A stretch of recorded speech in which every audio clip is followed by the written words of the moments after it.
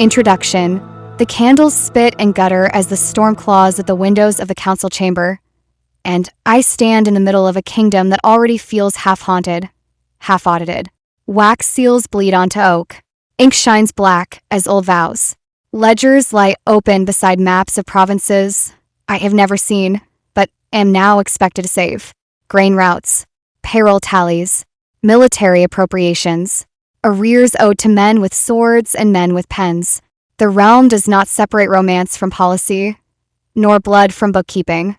It binds them together, threads them through the same golden needle, and pulls until something tears. Tonight, that something is me. They call me Alina Adelmine now, with all the ceremony of revelation, as though a name spoken loudly enough can turn a hidden girl into a sovereign. Lost princess, restored heir, reluctant ruler.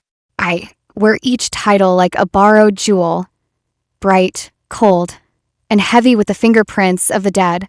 The bells of Aurelian toll 13 times, the forbidden count reserved for disgrace, and every note seems to strike not the city, but my ribs.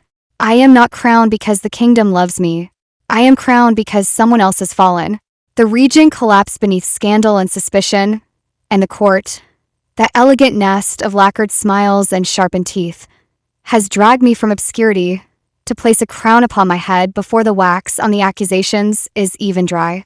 They do not know what to do with a girl raised among cloistered archivists, a girl taught that numbers confess more readily than nobles, that margins matter, that any account too neat has likely been cleaned with a knife. But I know this much already. Kingdoms do not die only by fire.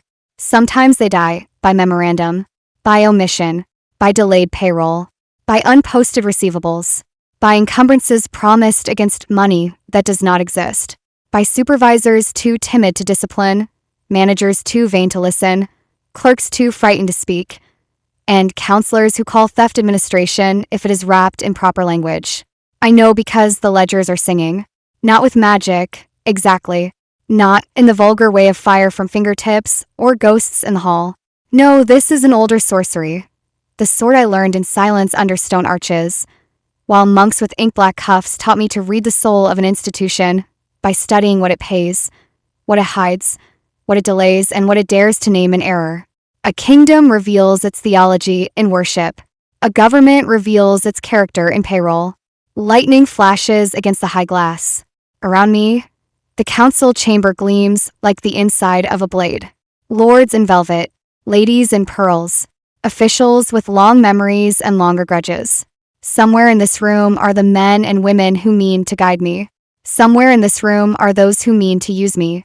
Somewhere, too, are those already calculating how long it will take me to fail. I do not yet know which faces belong to loyalty, which to ambition, which to treason wearing perfume. I only know the first report set before me is a budget summary, and it is wrong. Not obviously wrong. That would be mercy. It is wrong the way poison is sweet. Wrong in the elegant, civilized manner of a forged inheritance or a smile given at a funeral. The expenditure lines are too smooth. The reserve figures breathe with the false calm of a dying patient arranged nicely in bed. 3 departments are over-encumbered. Payables are swelling in the dark, like bruises under silk.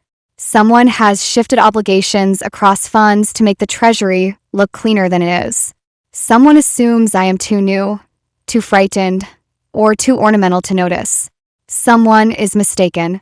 Still, I feel fear move through me, a cold silver fish beneath black water. I am not foolish enough to mistake intelligence for mastery. I can read the report, yes. I can hear its dissonance. But ruling is not merely knowing. It is deciding. It is choosing which scandal to expose, which ally to offend, which wound to cauterize first. It is understanding that every correction creates an enemy, every reform a backlash, every truth a body that may someday wash ashore with your name in its mouth. This is not the kind of fairy tale sung by warm fires. This is the kind where the princess inherits an administrative state already rotting behind the tapestries and must learn, quickly, whether she will become its physician, its executioner, or its latest victim. A servant places the seal box beside me. A chancellor clears his throat. A general asks about troop funding in the Western Province. A treasurer begins too smoothly to explain that a delay in payroll is both temporary and regrettable. Across the chamber, a lord with beautiful hands and a dangerous face watches me as though I am either a prophecy or prey. The storm presses closer. So does the kingdom. I set my fingers on the first ledger and feel, absurdly, as if I am touching the pulse of some enormous beast. This is my coronation, yes, but it is also my examination. My civil service trial written in rainwater and candle smoke. My education in power. My apprenticeship in budgets, discipline, morale, grammar, ratios, policy, supervision, and survival. I have been given a throne and a crisis in the same breath. Good.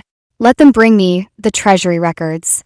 Let them bring me the payroll rosters, the purchase orders, the grievances, the absences, the sealed complaints, the fund balances, the audit findings, the letters no one wished the crown to read. If I am to rule this realm, I will learn it the way I learned everything worth knowing, line by line, error by error, secret by secret.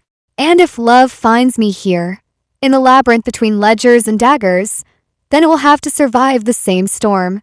Because I do not inherit a kingdom of roses. I inherit a kingdom of numbers, and the numbers are watching.